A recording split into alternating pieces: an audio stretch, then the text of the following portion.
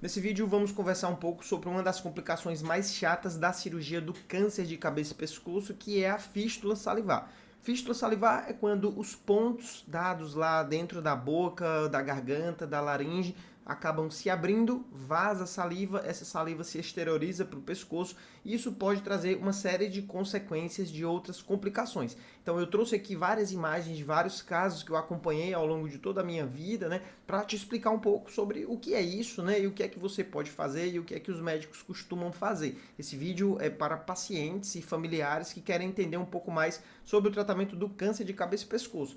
Eu acredito que esse é o meu primeiro vídeo falando especificamente de fístula salivar. É um tema ultra específico que poucas pessoas vão passar por essa experiência, mas quando elas buscam informação, não encontram informação. Então você encontrou, curta esse vídeo, se inscreva nesse canal, compartilhe para ajudar a esse vídeo chegar a mais pessoas, né? Me ajudar aqui nesse trabalho de disseminação de informação sobre o câncer de cabeça e pescoço. Então aqui é uma imagem da anatomia, né? É um corte sagital em que a gente consegue ver aqui a língua, né? Aqui a laringe. É possível ver o tubo da respiração aqui nessa região e aqui o tubo alimentar. Então, na fístula salivar, aqui por onde passa a saliva, a comida acaba abrindo os pontos e essa saliva vai sair em algum local do pescoço. Então, mostrar aqui a imagem de um exemplo de um caso, esse paciente ele fez uma glossectomia total, uma cirurgia para remover um câncer de língua e teve a fístula, e aqui a gente consegue ver a fístula, né, drenando saliva no pescoço, a expressão, né, uma das principais consequências dessa fístula salivar, dessa drenagem de saliva,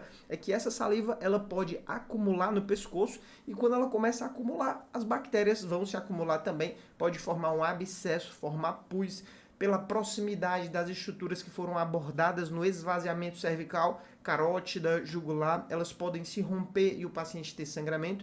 E além disso, né, nos pacientes que estão traqueostomizados, essa saliva pode cair lá dentro da traqueia e o paciente tem uma pneumonia. Então é uma complicação que começa de um jeito e pode evoluir de uma forma muito ruim, incluindo a mortalidade perioperatória relacionada à cirurgia. Então é por isso que nós temos que saber evitar a fístula, saber tratar a fístula e saber evitar essas complicações, né, para que o paciente tenha bons resultados. Então, mostrando aqui nos pacientes que fazem a laringectomia total, que é uma das cirurgias em que mais temos esse problema de fístula, nesses pacientes a laringe é removida, né? Então, voltando aqui na anatomia, né? Aqui está a laringe, nesses pacientes a laringe é removida e a traqueia, que é o tubo da respiração, né? Ele é costurado direto aqui na pele, é feito um traqueostoma e o tubo alimentar é separado aqui da região da faringe. Então, a comida ela vai passar toda aqui nessa região e o ar vai passar todo nessa região. Então, aqui é uma imagem de um paciente que passou por essa cirurgia,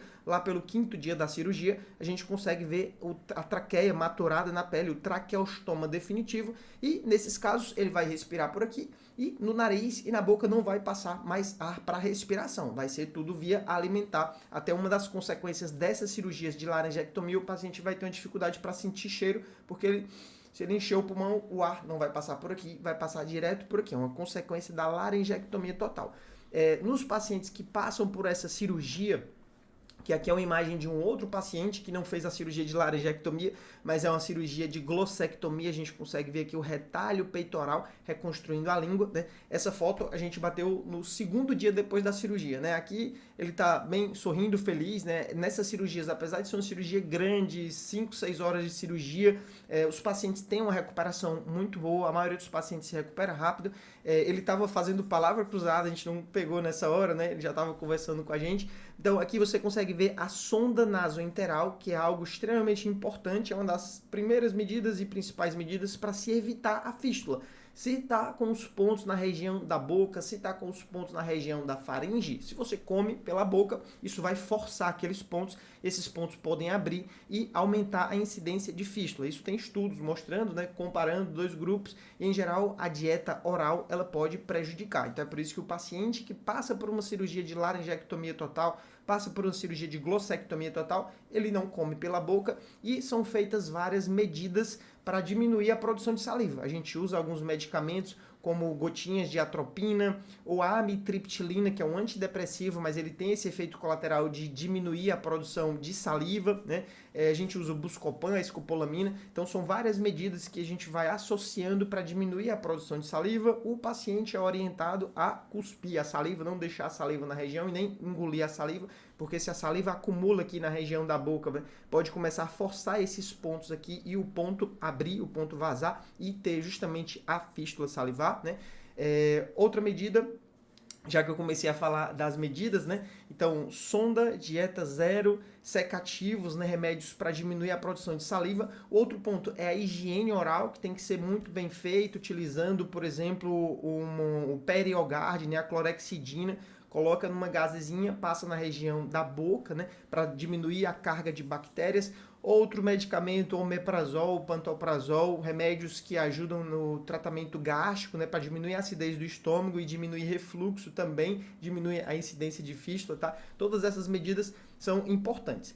Em pacientes que fazem a cirurgia de laringectomia total, quanto maior for o tumor e quanto mais ele acometer a faringe, em alguns casos é necessário também utilizar o retalho peitoral para reconstruir o tubo alimentar. Então, a pele do peito, ela sobe, né, com o músculo por baixo, e essa pele, ela é invertida e ela vai fechar o tubo alimentar, né, vai reconstruir o que estava aberto do tubo alimentar. Na língua é um pouco diferente, essa pele, ela vem para o assoalho da boca para reconstruir a parte de baixo da boca. Então, em todas essas cirurgias em que há um grande defeito, existe o risco de fístula e os pontos podem se abrir, né? Quando o paciente fica, né, com a sonda, né, em geral a gente pode fazer um teste, que é o teste com azul de metileno. Então, depois de 10 dias da cirurgia, ou 30 dias, ou 2 meses, isso é muito variável de hospital para hospital e de paciente, de médico para médico. Então, aqui é um teste que a gente faz colocando umas gotinhas de azul de metileno em um copo d'água, o paciente bebe e a gente checa se teve vazamento ou não. No caso, aqui nesse paciente teve vazamento, né, confirmou que ele estava com uma fístula salivar, uma fistuleta, uma quantidade de secreção muito pequena, e aí por conta disso, né, esse paciente não vai poder ter alimentação oral até essa pequena fístula fechar. Quando a fístula está presente, né, como nesse caso aqui, continuam as medidas que eu comentei e, além disso, é importante o curativo compressivo. Um curativo com atadura ao redor da cabeça e do pescoço para pressionar a região, né? E essa pressão ela vai ajudar ao trajeto da fístula se fechar e parar essa quantidade, essa saída de secreção, tá? É uma das principais medidas, né? Além de antibióticos e todas as medidas que eu já comentei. Mostrando alguns casos, né? Esse paciente, ele teve uma cirurgia muito ampla para um câncer de garganta, câncer de laringe. Além da laringectomia total, foi feito o esvaziamento cervical radical bilateral com ligadura de jugular bilateral. Ficou com uma fístula, foi feita cirurgia para reconstruir essa fístula. A fístula não fechou, foi para radioterapia com a fístula porque já estava chegando no limite, né? Todo paciente que trata um câncer de cabeça e pescoço, ele tem até 2 meses para iniciar a radioterapia. Se essa radioterapia é muito prolongada, essa distância, isso vai perdendo a eficácia desse tratamento. Esse paciente acabou fazendo a radioterapia, né? A fístula virou uma fístula crônica, né? Ele continuou com a sonda, mas por conta da agressividade da doença, poucos meses depois apareceram aqui as recidivas peritraqueostomas e esse paciente, infelizmente, acabou indo a óbito, né? Então, talvez a fístula adiou o tratamento, talvez a doença era uma doença que a gente não teria como controlar. Infelizmente, o câncer de cabeça e pescoço tem esse problema, né? Agora eu vou mostrar as fotos de um outro caso, né? Fotos de cirurgia, né? Então, aqui no momento da cirurgia, após a ressecção da laringe, a gente vê aqui o tubo alimentar, então tá aberto a faringe e a gente vai dar pontos para reconstruir esse tubo, para que o tubo volte a ser um tubo alimentar e depois que se recuperar da cirurgia e não tiver fístula, a pessoa voltar a comer pela boca. Então a sonda está até aqui posicionada, indo em direção à boca, em direção ao esôfago, né? Mas esse paciente, com uma semana depois da cirurgia, teve uma fístula de alto débito, que ao invés de a gente continuar nas medidas de proteção, né, as medidas as condutas conservadoras, né, nós decidimos fazer a cirurgia e quando abrimos realmente estava tudo aberto, né? Então estava assim, né? E por conta de edema relacionado à própria drenagem linfática, acabou ficando bem edemaciado e os pontos se abriram. Então nós novamente, né, debridamos as bordas e suturamos, mas poucos dias depois abriu de novo. Então nós fizemos uma terceira tentativa, uma terceira abordagem e nessa nova abordagem foi feita a reconstrução com o músculo peitoral e foi feito um faringostoma. Então, o faringostoma é quando você deixa intencionalmente um ponto, né, uma abertura na faringe, e aqui o faringostoma ele estava direcionando para esse dreno, mas depois o dreno foi removido e ficou o buraquinho aqui nessa região. Então, nesse paciente, ele continua se alimentando pela sonda, continua sem nada de dieta zero, mas aqui a saliva, ao invés de descer para o esôfago, ela tem um caminho fácil aqui nessa região e evita os pontos abrirem porque tem uma saída, uma via de menor resistência para a drenagem de saliva. Aqui a cicatriz do retalho peitoral e aqui o traqueostoma, né? Então o faringostoma ele é uma das medidas que nós podemos utilizar para evitar fístulas, né? Em casos de muito risco para fístula ou para tratar fístulas em pacientes que foram abordados por conta dessa complicação. É uma das medidas, né? Fora todas as outras que eu citei. Então, infelizmente, essa complicação ela pode variar desde 10% de incidência até 50% de incidência, dependendo da população, né? Pacientes que têm, por exemplo, anemia, pacientes desnutridos, pacientes que têm tumores muito extensos, pacientes que já tinham feito radioterapia e quimioterapia antes da cirurgia, todos esses fatores combinados aumentam a incidência dessa complicação e quando ela aparece, a equipe tem que estar de prontidão, né, para iniciar todas essas medidas que eu comentei para reduzir a progressão.